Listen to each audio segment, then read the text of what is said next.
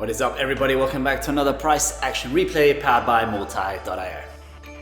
So it took just 6 hours for $12 billion worth of Bitcoin to flood back into crypto markets shortly after Jack Dorsey's Square announced they had purchased 4,709 BTC, approx $50 million worth of Bitcoin.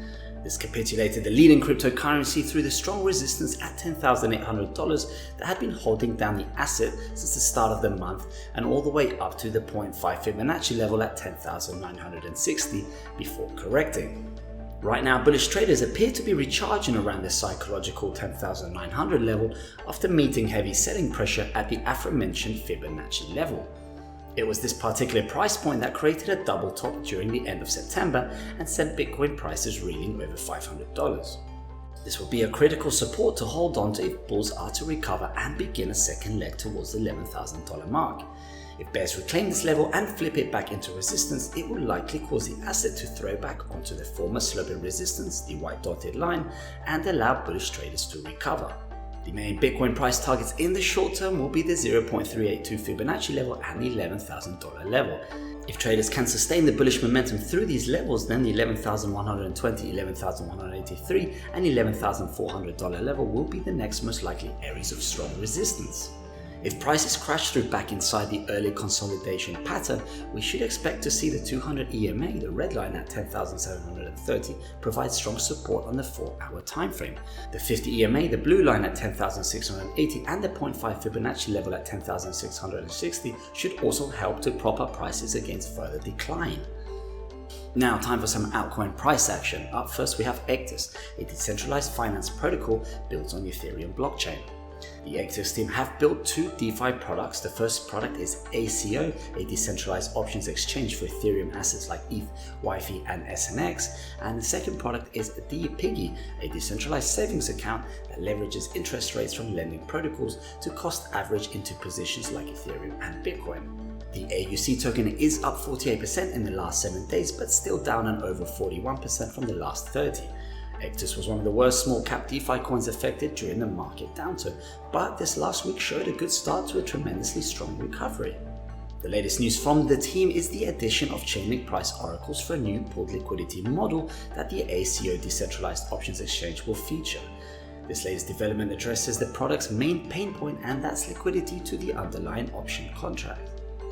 A pooled liquidity model will allow depositors to fund many options at the same time while maintaining an adapted risk level. Up next, we have Wrapped Bitcoin, a tokenized Bitcoin on the Ethereum blockchain.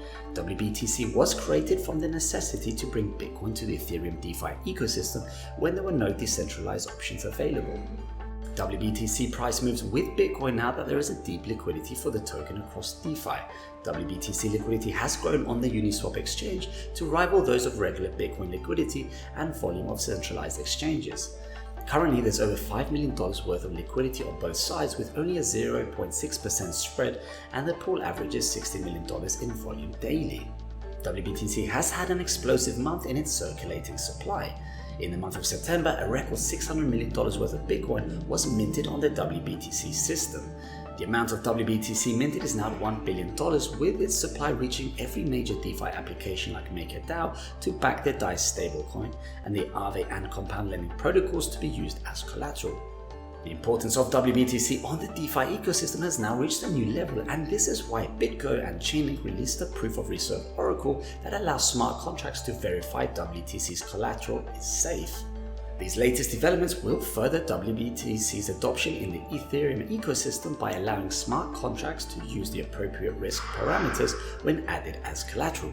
And last but not least, for our buy the dip shout out, we have AAVE, one of the leading lending protocols on the Ethereum blockchain with over $1 billion worth of assets locked in their smart contracts.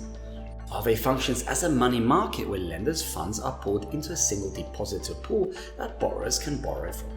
This creates an efficient interest rate for both lenders and borrowers that is fully automated with smart contracts. The Lend token is down 21% in the last week and just about 18% for the last 30 days. The token was trading sideways between 52 and 55 cents throughout the month, and then on October 4th, a downturn started forming where it dropped all the way down to 40 cents within the day. Today there are signs of a recovery where it's already trading at 45 cents and showing strong support in this price range. The AAVE protocol started a token swap process that will migrate their token lent to AAVE at a 100-to-1 ratio. This will effectively bring the supply down to 16 million tokens, with 13 million are from the swaps and an additional 3 million are newly minted tokens that will be allocated to an ecosystem reserve. This new swap is to enhance the token's technical capabilities that will allow it to power the AAVE DAO decentralized autonomous organization. The swap has already started and already 39% of the supply has been migrated over.